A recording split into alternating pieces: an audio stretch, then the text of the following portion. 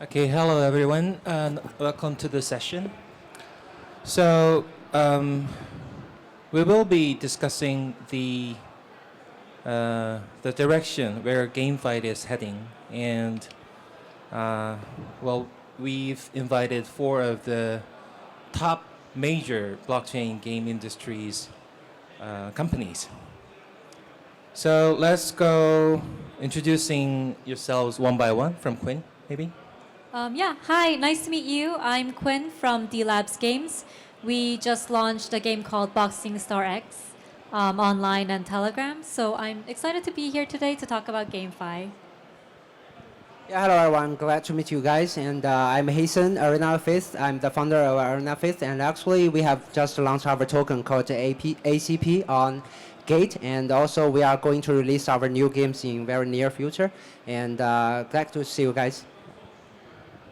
Hello, hi. My name is Chris. I'm the CSO over at Tabi. Tabi is a consumer-focused L1 blockchain that looks to bring mainstream adoption to Web3. And obviously, being more consumer-focused, gaming is definitely a big part of our focus areas as well. Great to be here. Hi everyone, my name is Clement. I'm the head of partnership at Spot Zero, and we are building a next generation anime ARPG game. Okay, this is a question for everyone. Fun or money? Entertaining or profiting? This is like the big challenge that the Web3 games are facing, maybe from the beginning. How do you make games that are fun for regular gamers, but also good investment for crypto people? And how is your company trying to solve this problem? Maybe Quinn? I can start first. I think that's definitely a tough question and something that all of us probably here are thinking about. But at D Labs, we think that games should be fun first. That's kind of the core philosophy of what games are. And I think the monetization layer is kind of an add-on on top of the gaming. So the game needs to be good quality to be able to retain users. I think it's a lot of Web3 games that have failed so far have done so because they couldn't get like the retention loops and the game loops good enough to retain those users. So I think basically at the core, the game needs to be fun. But those monetization layers, I think, is an incentive mechanism to bring in users. And I think those incentive mechanisms definitely enhance the user experience. So, definitely my answer is fun first, but monetization is also important. Okay, Hazen? Yeah, of course, we have built like the mobile game and the ACT game, ARPG game, all these different kinds of games. We want to build fun games. And actually, if the game is fun, we can get profits. And if the game fun, we can get more users. And actually, in order to get more users, we have our own referral system. So with this referral system, the players can invite more users to join our ecosystem to get more profits. So like the mobile game, we have the esports system. So the players can enjoy the esports event to get profits. And also for the Web2 games, we enable the users to use our token ACP to buy the game assets in store, like you use in-app purchase to buy the game assets. So after that, you can build a strong character to win incentives from our leaderboard. So Web2 games, Web3 games, based fun, and we want users to get more profits to promote the games. Yeah. Chris? Yeah, I think from our perspective, maybe a bit more as like a L1 or as an ecosystem, though with gaming as a focus, I think we're a lot more like pragmatic about it. Like we know right now, realistically, we do have to like accept or embrace the fact that like this yield, this earning potential of revenue for the users is very much part of it. We can choose to compete with like Web2 AAA games in terms of like playability, but it takes a while, right? I think maybe for the midterm, we're not there yet in terms of PMF. So I think we do have to like accept it. But I think like the other guys mentioned, it's basically about how do you design the gameplay or the core loops in a way that there has to be a basic level of fun. And then maybe to sort of like move away a bit more from like pure GameFi, where we like level up in order to earn the token, in order to level up even more, to earn the token again. But it's a good, nice Ponzi loop, great like flywheel growth loop. But at the same time, I think there needs to be that element of, for instance, you do earn tokens, but you do need to actually, it also depends on your skill, or it depends on like the energy or the time that you actually sink in the game.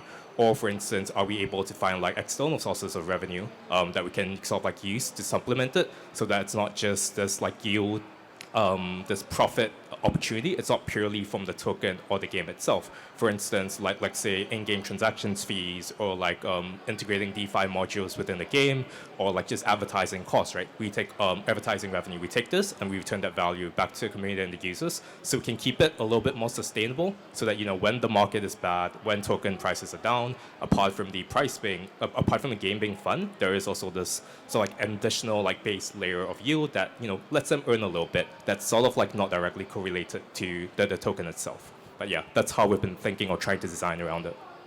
Okay, Clement. Yeah, I do agree that games should be fun and not focus about what are the Web3 elements that are actually being implemented inside of your game, how you actually design your tokenomics that potential have a play-to-earn return on investment for the Web3 gamers. And so this is why, so for example, for Spot Zero, we prefer to focus on the gameplay. On the marketing side, we don't want to be emphasizing on the Web3 elements, what are the things that we are actually building, but actually focusing on the marketing contents around the game itself, what are the different characters, what's the storyline behind it, and this is how we actually going to be making it successful and going into mainstream. But there are obviously those people who say that blockchain games are not fun enough, but hearing what you guys are saying, those people are wrong, it sounds like. So let's get down deeper. For Hasten, your game is a MOBA, multiplayer online battle arena, but at the same time it has play-to-earn features as well. That's tricky to me, quite. It sounds very difficult to design. Now that you have to satisfy both invested players and new players at the same time, how do you make sure that the new players can easily join in while still giving good rewards to the invested players? Like, you have to reward in double standard. Am I correct on that? And in this case, how do you avoid inflation problem? Avoid inflation, right? So playing the mobile game, you have to use our token ACP to mint the hero card. If you have this hero card, you play the game, you can get our token in rewards. But actually, we do not send all the token to you after play the game. Actually, part of the ACP will goes to your savings pool. It's kind of like play to stake. It's not like play to earn or pledge to earn. It's play to stake. If you play the game, you have the rights to stake your token in the savings pool. We have a very high APR for the users. They stake the token in the game, and after a certain time, they can get more rewards. And so in this way, for the investors, they can lend their card to certain users, and they play the game to get tokens for the investors' savings pool. And also at the same time, we use a technique called proof of frame sync. So the users, the investors, can buy our nodes because the game is driven by esports event. So the users, the investors, can buy the node to validate the esports event to get incentives after the esports event.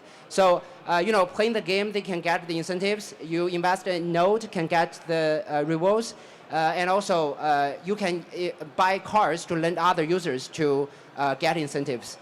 So that's for the mobile game. And I think we have other games in this ecosystem. For the other games, they are used to be very mature Web2 games before. The users can use our token to buy assets. I think it's a very mature economic. Is it good enough to bring the new players, you think? Yeah, it's very good to bring new users because you can use the token to buy game assets, and the users cannot refund. If you pay in app, in Google Play or App Store, you pay by in-app purchases. So maybe the users may refund, and if you pay by ACP token, the users cannot refund.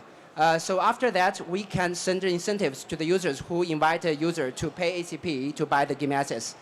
So in this way, we can make a better use of the referral system to bring more users to our ecosystem. Yeah. All right, Clement.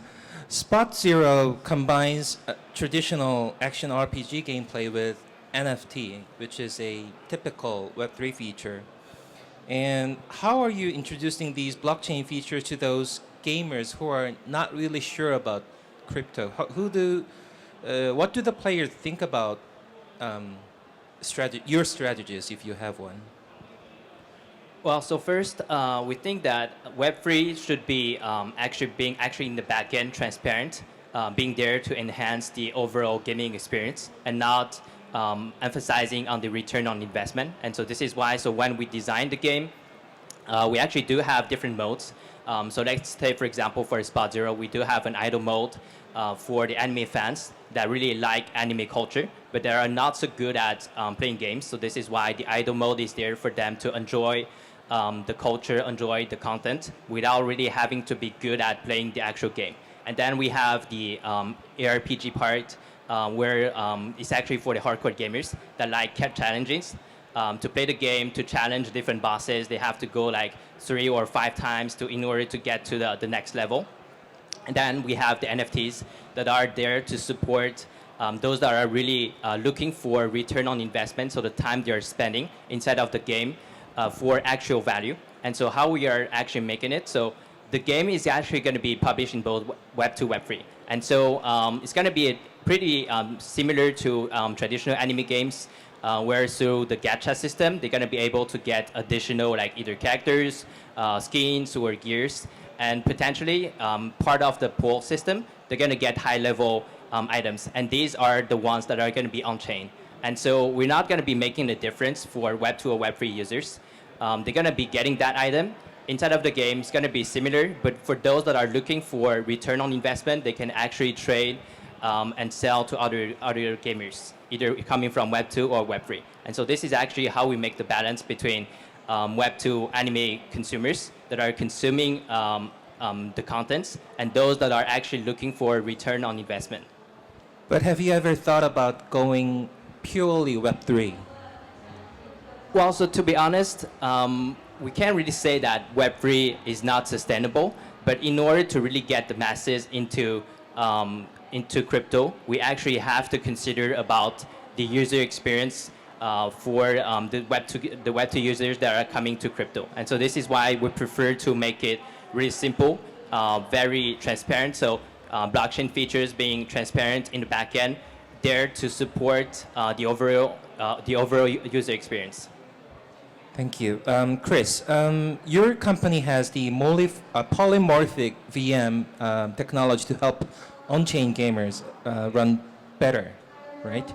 And could you maybe elaborate on this a little more, and maybe give us some real examples how it works and compared to other Web3 technologies? Yeah. I think not to go too technical into it, but I think just very simply, right, this polymorphic VM or PVM is basically a way for Web2 developers to be able to deploy their DApps, and in this case, Web3 games into Web3, but using like the Web2 programming languages that they are familiar with. So how we do this is we have a set of standards or SDKs, could be in Go, Java, JavaScript, and then what we have is, or rather how we do this is we basically have to predefine a set of smart contract use cases, and then when a Web2 game developer is, let's say, building or initiating transaction, we kind of have a PVM interpreter of sorts that basically translates this into a on-chain executable transactions, and it doesn't have to be on our chain. It could be on any EVM chain or even on Ton as well, if your Ton and Telegram align. But I think what we're trying to achieve is basically to open up the space, especially for Web2 game developers, in order to do this, right? So if it's like a more complex game, they have like more complex use cases, rather than learning a Web3 language from scratch, it's easier or lowers the barriers of entry for them to just simply use our tech and be able to deploy more directly. Because if we really think about it, if you're already successful as a game developer in Web 2, you don't need to bother learning like Web 3 languages, trying to penetrate the field, trying to figure out which chain you have to be on, sort of like navigating all of that multi-chain, inter-chain complexity, which can be difficult even for like experienced like blockchain devs. So I think that's what we hope to achieve with like PVM, to make it easy for them and for like the gamers themselves. They actually hopefully have a more wealth of like good quality game devs that are coming into space to build games for them. Okay. Quinn, this is not about your company or your game, but there was an article recently saying that about 60% of Web3 gamers stopped playing within just 1 month. That's tragic, and it's a big challenge for you guys, maybe. So with Boxing Star X, which is a game that your company introduced recently, how are you trying to keep players interested beyond just offering tokens? And how do you measure if players are truly engaged for the long term?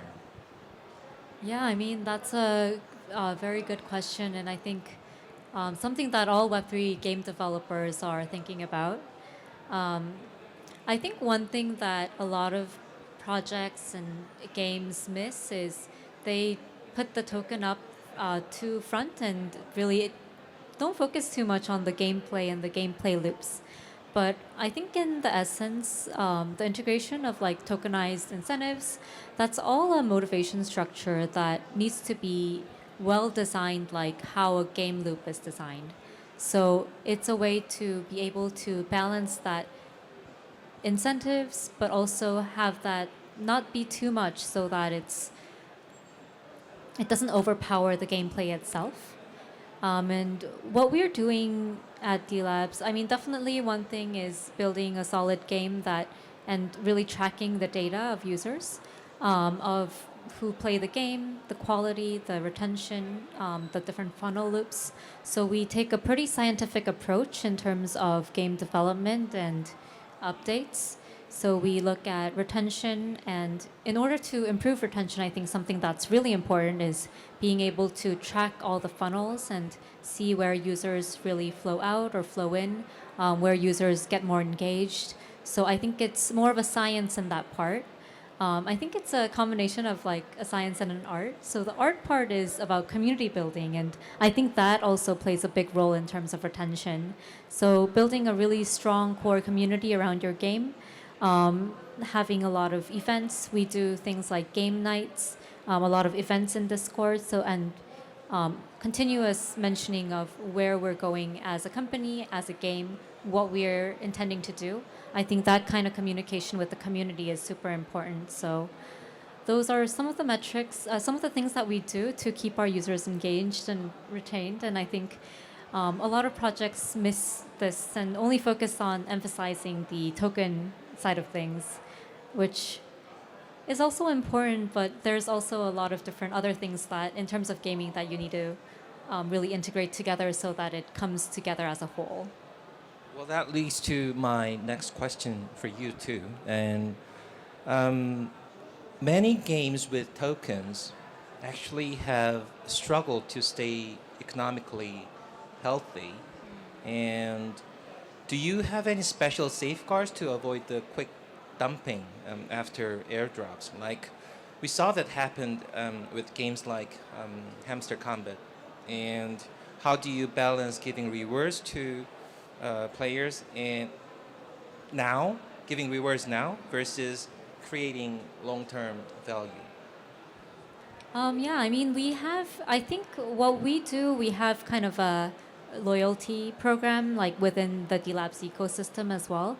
So those who have been with us for a long time, those who have played multiple of our games, those we know who really have stayed and engaged, who fight in the leaderboards, we have kind of a VIP system integrated for that. And I think those users definitely are the ones that will stick around even after the airdrop. And being able to reward these users in a bigger way and also creating mechanisms to retain these users, I think is important. So for us, what we're doing, I think one thing is the loyalty program. It's called the engagement level system in D-Labs. So that's a platform level system. And I think definitely one thing that is really important is staking. So making game incentives and monetary incentives aligned with staking the tokens so that users are continue to engage and retain. I think those are probably our main mechanisms that we're considering right now. Great. Chris, Tabi has classic chicken or egg problems. That's like, I mean, many other game companies have that too. To be successful, it needs users, but at the same time, it also needs good games at the same time, right? And how are you attracting both developers and players to your ecosystem. How do you measure if you're getting this balance right? Right. Yeah, I think that's really like the million-dollar question, right? For any ecosystem or any game. I mean, I'm sure everyone here knows very well. Maybe they've spoken to like different like foundations, L1s, etc. And it's always the same thing, right? If I build on you as a game developer, how many X number of users can you at least guarantee that it won't be empty? I'll at least have like 10K users MAU at launch, right, for like a few months. Can you do that? If you can, I'll go there. But how do we get those like 10K dedicated, actual, not just farming players, those who are actual gamers, right? I think I don't think it's an easy solution. I think the way we do it, of course, on like a technical level, trying to say, okay, we have tech that makes it easier for you to come in, or we, actually build more focus on apps or games that are on like Web2 social platforms like Telegram, Twitter, Line, etc., because it does lower the barrier in a certain sense. But I think the other way is something that we've designed it a little bit like our tokenomics. We call it something that's called proof of retention. You can think of it as kind of like Barachain's POL or actually Kaito's InfoFi or like the V-curve model, where basically we want to reward the users or the gamers for their productive attention or their sort of like curation to the apps, right? So as a user, or rather as a chain, we've actually like dedicated or carved out X percentage of our total supply to be distributed as emissions through this sort of like mechanism. So if you are a user or gamer and you vote on a certain game, based on sort of like the sort of like quality of the votes or kind of like the attention can direct to it, you get a certain amount of rewards that goes back to you. And as a game, you also get back some rewards based on the total amount of votes that you get. So you can think of it as kind of like a decentralized grant system in a way, but also they can also engage like bribery, right? Let me offer like in-game incentives, actual like costs that I would use for like UA or user acquisition instead to like bribe users to vote for my game to get attention. And at the same time, we want to, we've been trying to focus more on like productive attention. So from the perspective of a game, my North Star, my criteria is actual real gamers. So if let's say for gamers who hit up to level 20 or level 50, I know they're definitely not a bot, they're an actual real user. As a foundation or as a chain, we reward those users or we provide them the tools so that those users get additional voting weight or power. So that they get more rewards as they sort of like hit this criteria that's set by the games themselves. So like to create that sort of like actual productivity as well, actual consumption. I think to answer your point more directly as well, right? I think it's hard, but let's say there is really, our ecosystem is dead. There aren't any games, but at the very least, being more direct, as long as our token have value, we do get that like emissions or distributions.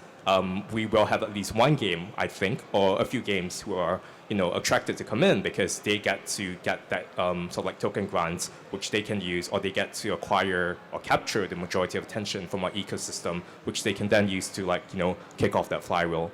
So I guess the main success factor, or how do we like consider it, is of course being able to use this tokenomics to at least get in a few quality games, assuming we are unsuccessful in other fronts, so that they attract like quality players, quality number of players, and then kind of kick off that flywheel to have more games as well. So I think we're judging based on number of games or decent like the AU that we can attract initially. Great. Clement, Spot Zero is a great game with a lot of features. I could see that in the introduction, but games of those kinds can sometimes overwhelm the new players because it has too many features. And how do you make the starting experience simpler and easier for the crypto newbies especially? And which specific improvements to the user experience have worked the best for keeping new players, those new crypto newbies engaged in your game? Well, so on the user experience side, we're gonna be using the account extract solution for making it way more easier. So Web2 users, they can jump right into your game without having to go through the wallet creation process. So they can use Apple, Google, or Twitter accounts to log in. And then for the Web3 side, it is actually basically like a kind of journey. So inside of the game, they're going to be learning about the different features throughout their progress inside of the game. So we are giving them we can say, the right information at the right time. We're not going to be telling them everything up front. So we're not going to be, for example, like releasing a kind of like white paper with 30 pages, telling you about the whole game economy. It's basically like they're going to be enjoying the game, and then through their progress, they're going to be learning about there's actually a marketplace. They can get additional items through a gacha pool, and these items has actual value to certain users. And this is how we actually going to be making the user experience way more easier, and also to increase, we can say, the actual user retention, either in both Web 2, Web 3. Great. Hasten, mobile game market is tough with big games like League of Legends, which is already dominating actually. What specific new features does Arena of Faith offer, something that is not possible without blockchain technology? And how do these features make the core experience of MOBA better with Arena of Faith, while it should not be more complicated? It shouldn't be, right? Okay, actually, I think we have a difference between the other mobile games like League of Legends or Honor of Kings. I think because we are multi-platform, PC players can fight with mobile players at the same time, and we have a global server. Like people from Southeast Asia can fight people from Europe, and also, you know, with this game, actually we find a very good technique called lockstep frame sync. In Web 2, it's very, I think it has the Web 3 spirit. So actually, we use lockstep frame sync to build our blockchain technique called proof of frame sync. So with this technology, the users can, you know, the whole process and settlement are on chain. Actually, it's kind of like a decentralized settlement. Actually, the users, each client can. Each client may be the brain, and each client can make a result and send to our smart contract to make a final settlement. It's quite different from a CS structure, server-client structure. So with this proof of frame sync, I think we can make the users easily to put their assets, NFT assets or tokens in the esports event. And after that, using this on-chain settlement, we can deliver the incentives to all the users who join in the event. They pay their assets. We make it safe to send the incentives to the users and also to the users who buy our validation nodes. So proof of frame sync is the technique we used in this mobile game, and I think it benefits the whole ecosystem to build better esports event transparency and much more safer compared with other games. And also with this technique, we build other competitive games in our ecosystem, like the ACT PvP game, and we also have a PvP mode in our ARPG game. So all these competitive, the competitive gameplay, we use proof of frame sync, and I think it's a good usage of blockchain technique.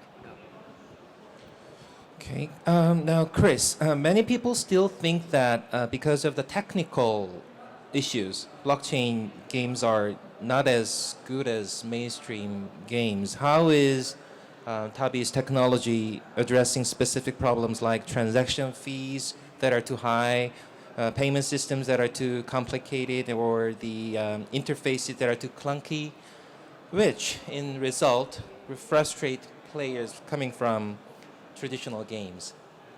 Yeah, I think the way we do this, to be honest, is probably quite similar to the other games and the founders are on here. It's basically by having a really strong onboarding experience. So basically, for every new game or their players that come in, we instantly set up a non-custodial wallet, an AA account abstraction wallet for them. So anytime at all, they can always export their private keys out, but it's powered by MPC, so there is a decent level of security and safety to it. You can log in through any auth method you choose, be it your Google account, be it Twitter, TikTok, etc. And even if you wanted to, or even if you want to, you can create a sort of a Tabi wallet or account or a game account and wallet directly from like TikTok itself. So it's a very like seamless process. Just going on TikTok, you're able to create your account, your wallet, being able to even like sign up for like a crypto debit card, and then be able to like top up and make payments all directly from there. So I think just by having some of this and then offering this to game developers so that they can, for instance, subsidize like the gas fees or the transaction costs for the players, or for the players, they don't even need to have the token itself. They can have it in like USD, in fiat, or in BTC or ETH. Well, probably not BTC, in ETH or some of the major tokens. We can basically abstract that away, so like do some sort of like conversion for them so they can, you know, play the game without having to worry all of those stuff. Okay. Quinn, in the session that was prior to this one, the presenter said that the AI is AI is acting as a savior to the whole blockchain game industry. AI is becoming more common in the gaming industry, I guess. And how is D-Labs using these technologies? Are you using AI to personalize experiences or maybe balance your game economy? Yeah, I mean, AI has been taking the world like in a storm, and I think the technological advancements of AI that's been recent has been super incredible. We haven't released anything like officially in terms of how we integrate AI, but internally we have been doing a lot of R&D in terms of how we can streamline some of the game development processes. I think an interesting aspect that we are exploring is how we can bring in UGC, user-generated content, with AI models, and especially like now just making a game itself, the process can be so much more streamlined. And I think with the power of AI, even our users and our communities, they can make secondhand like user-generated content with our IPs, and I think that's going to be really powerful in terms of expansion. So that's sort of the direction where we're thinking AI will be the most powerful in terms of integrating with our ecosystem. And we're pretty excited to see where it's going to take us. Okay, Clement, as we've already covered, your game Spot Zero mixes the RPG gameplay and NFTs. And how do you stop all these different systems from becoming too complicated? Well, I actually already answered that part. So it's like a kind of a journey. So when we are designing this game, we're thinking of, does it actually enhance the user experience? Does it really make sense to the gamer that is actually playing your game? And so this is why, so when we design this game, we are targeting different audiences.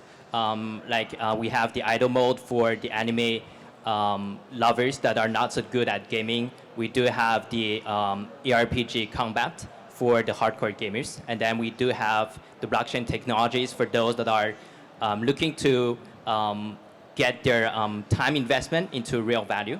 And so all these modes are actually going to be offered to different audiences.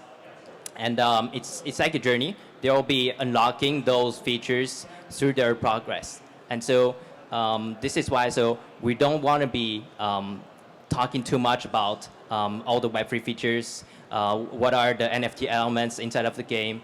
We prefer to really focus on the game content because we think on the long term, those that are really staying with your game, with your project, are those that are really appreciating your contents. Great. Hasten, as a benefit of Web3, people often talk about being able to use the same item across the different games.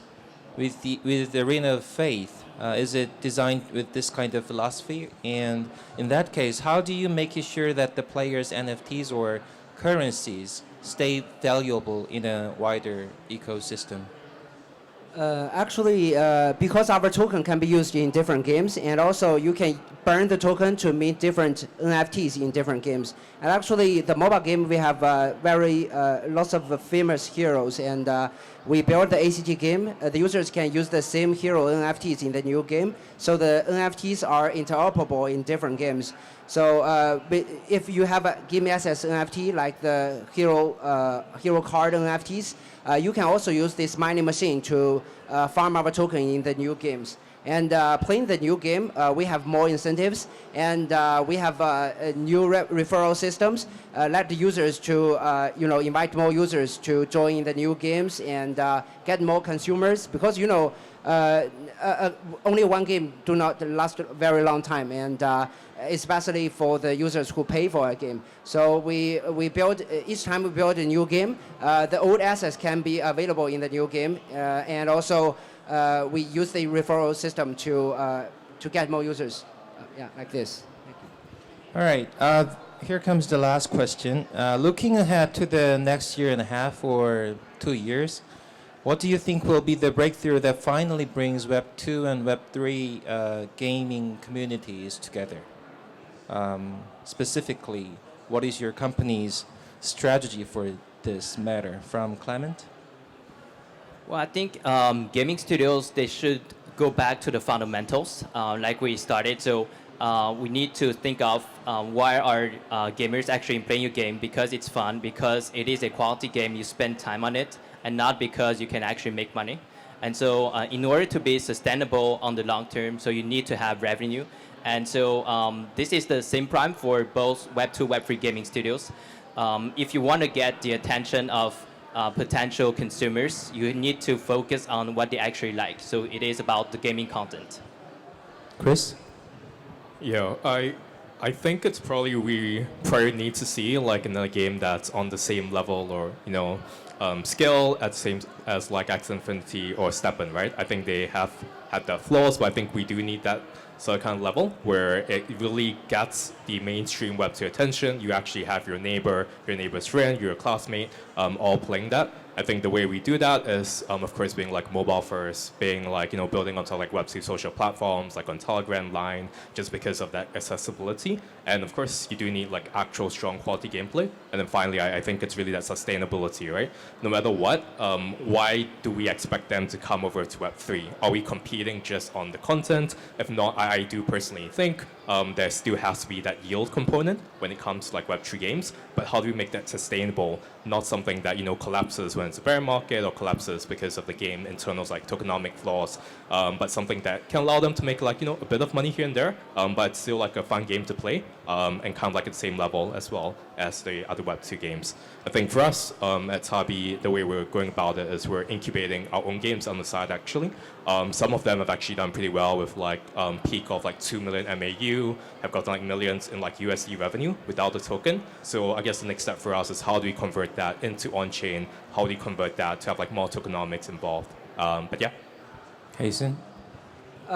So actually, I think for the Web2 games, we have built lots of traditional Web2 games before, and with this new ecosystem, we also use our previous games published with Tencent before, and because all these Web2 games can get profits, and actually for some Web3 games, the NFTs are very expensive for Web2 users, but actually for the new games, we do want to build too much NFTs. We enable the users to use our token to join the new games and get more users from our referral system and get more consumers by this. And we will share profits with all these Web3 users and share the profits to the investors, of course. So I think we may continue build and build between Web2 and Web3 games.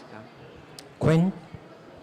Yeah, I mean, in order to bring Web3 games to more mainstream, I think 3 things need to come together. I think the market interest and opportunity in terms of the crypto market needs to come together. I think definitely quality gameplay needs to come together. And I think the third part, what we think is really important, is bringing on really strong IPs into Web3 gaming. So we are bringing Boxing Star X also was a really strong title in Web2 with a pretty big fan base. We're also bringing a Ragnarok game onto the blockchain.